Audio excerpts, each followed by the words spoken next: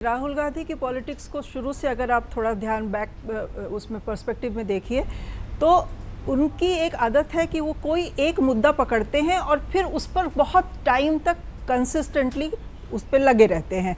एक बार उन्होंने खुद भी कहा था कि मैं किसी मुद्दे को पकड़ लेता हूं तो वो छोड़ता नहीं हूं। आप मेरी बहन से पूछ लीजिए, वो बताएगी कि मैं कितना जिद्दी हूं। तो उनका ये जो जिद्दी नेचर है, जिद्दी पना है, वो राजनीति में मुद्दों के साथ वो दिखाई दे रहा है हमें। जब उन्होंने चौकीदार चोर है का नारा लगाया या संविधान की जब सुरक्षा खतरे में है उस पर जब आए तो हमने ये देखा कि उनकी पार्टी के अंदर से थोड़ा विरोध हुआ था, उस वक्त भी हुआ था, लेकिन उन्होंने उस पर बात करना, उस पर बोलना छोड़ा नहीं था। फायदा भी तो नहीं हुआ ना मैम। फायदा नहीं हुआ, लेकिन उनको लगता है कि वो कन्विंस्ड है इस बात से कि बहुत बड़े पैमाने पर बहुत ज़्यादा वोटों की हेराफेरी, घपलेबाजी हो रही है। और उन्हें लगता है, जिस कन्विंसिंगली वो उस दिन प्रेस कॉन्फ्रेंस में बात कर रहे थे, आई थिंक उनको खुद अंदर से वो विश्वास है कि घपलेबाजी हो रही है बहुत ज़्यादा। चूँकि उनकी सरकारें बहुत सारे स्टेट में नहीं है तो बहुत स्टेट से फिगर नहीं निकल पाते हैं। कर्नाटका में उनकी सरकार है तो वहाँ से उनको फिगर्स निकल आते हैं, डेटा मिल जाता है। तो वही एटम बॉम्ब वाला भी उसी बेसिस पे उन्होंने किया था। फिर ये जो दूसरा अभी 2 दिन पहले किया है वो उसी की कड़ी में था। दूसरा पहला वाला प्रेस कॉन्फ्रेंस आपको याद होगा, उन्होंने एडिशन और डिलीशन की बात की थी कि एडिशन और डिलीशन की वजह से करीब 1 लाख का इधर उधर हुआ है, वोटों का मामला गड़बड़ हुआ है। उस दिन अभी जो 2 दिन पहले की प्रेस कॉन्फ्रेंस थी उसमें उन्होंने यही एक्सप्लेन करने की कोशिश की कि डिलीट किए गए हैं वोट। अब वो बाद में चुनाव आयोग ने ये क्लियर किया कि वो डिलीट कोशिश ज़रूर की गई थी करने की। उस दिन उन्होंने अपने साथ लोगों को खड़ा कर दिया स्टेज पे जो कह रहे हैं कि उनके नाम से अगर डिलीट हुआ है तो उन्हें नहीं पता, उनके नाम से अगर ऐड किसी का किया है तो उन्हें नहीं पता। तो सबूत तो राहुल गांधी दे रहे हैं। अब वो सबूत कोई माने ना माने वो अपनी जगह पे है, लेकिन इलेक्शन कमीशन पे उन्होंने बिल्कुल खुला जो आरोप लगाया कि वो 18 चिट्ठियाँ लिखने के बाद भी उसने उस वक्त जवाब नहीं दिया।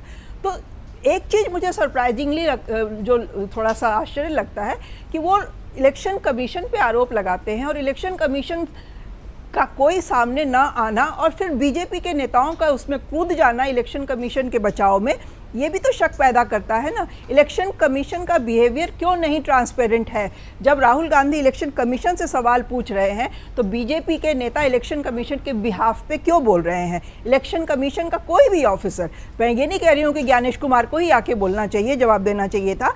रविशंकर प्रसाद या अनुराग ठाकुर या बाकी जो लोग सामने आ रहे थे, उनकी बजाय इलेक्शन कमीशन का कोई छोटा सा आदना सरकार पर भी सवाल उठा रहे थे, इसलिए शायद सरकार की तरफ से जवाब आया। ठीक है, नहीं, सरकार की तरफ से आता तो रविशंकर प्रसाद कौन से मिनिस्टर हैं? सरकार की तरफ से तो बाद में आया, सबसे पहला रिएक्शन तो रविशंकर प्रसाद की तरफ से आया। तो मुझे ये लगता है कि जो बचाव की मुद्रा में बीजेपी आ जाती है, इससे इलेक्शन कमीशन के ऊपर सवाल खड़ा हो जाता है कि वो क्यों ढाल का सहारा ले रही है। दूसरा जो आपने कहा कि वो अपने ही पार्टी के लोग उनसे सहमत नहीं है, फ़ायदा भी नहीं हो रहा है। फ़ायदा नुकसान तो देखिए ये आगे पता चलेगा या नहीं चलेगा, चुनाव अभी दूर हैं। मुद्दा वो ज़रूर उठा रहे हैं और वो मुद्दा वो बहुत लोगों तक लेके जाने में, ये बताने में ज़रूर सफल हो गए हैं कि वोटों की हेराफेरी हो रही है। तो लोग सतर्क हो जाएं, उतना ही फ़ायदा कांग्रेस को उसका मिल जाए, वही बहुत है। जो अराजकता की बात अभी समीर सर ने भी कही, तो राहुल गांधी ने सिर्फ जेन जी से जो ये कहा है कि आप रिस्पॉन्सिबल हैं इसके लिए कि आप वोटों की चोरी रोकें, आप लोकतंत्र की रक्षा करें, आप संविधान की रक्षा करें। तो इसमें तो कहाँ कोई अराजकता वाली बात है? बाद में जो रिएक्शन आए, सवाल इसलिए उठता है क्योंकि आपका पड़ोसी जो मुल्क है वो उसी विषय पर सुलग रहा है और आप तुरंत वो कोई मुद्दा उठ कर नहीं किया। आप दोनों ठीक है, शब्द किया, उन्होंने कोई अराजक वर्ड उसमें नहीं यूज किया है। सिर्फ उन्होंने ये कहा है कि जेन जी संविधान की रक्षा करेगी, लोकतंत्र की रक्षा करेगी। तो ये आह्वान करना क्या गलत है? अगर 11 में भ्रष्टाचार के खिलाफ जेन जी का आह्वान हुआ तो वो गलत था क्या? एंटी रिजर्वेशन स्तर में जेन जी का आह्वान हुआ, जेन जी सड़क पे उतरा, वो गलत था क्या? कोई भी क्रांति जो आती है वो युवा वर्ग ही लेके आती है। तो युवा वर्ग का आह्वान करना कहाँ से गलत हो गया? और अगर बीजेपी के नेता ये कह रहे हैं कि राहुल गांधी का घर जला दिया जाएगा, उनको अखिलेश यादव का घर जला दिया जाएगा, तो अराजकता तो वो भड़का रहे हैं ना। अगर सत्ताधारी पार्टी की तरफ से ऐसे बयान आए तो वो लोगों के लिए खुला मैसेज होता है। राहुल गांधी विपक्ष में है, वो भड़काने वाली एक तो बात उन्होंने नहीं की है, उन्होंने आह्वान किया है युवाओं का।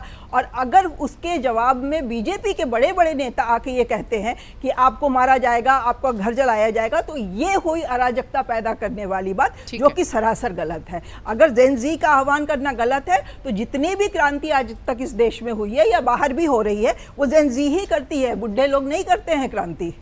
अगर आप ये वीडियो YouTube पर देख रहे हैं तो हमारे चैनल को सब्सक्राइब कर बेल आइकन दबाएं और Facebook पर देख रहे हैं तो हमारे पेज को लाइक करें।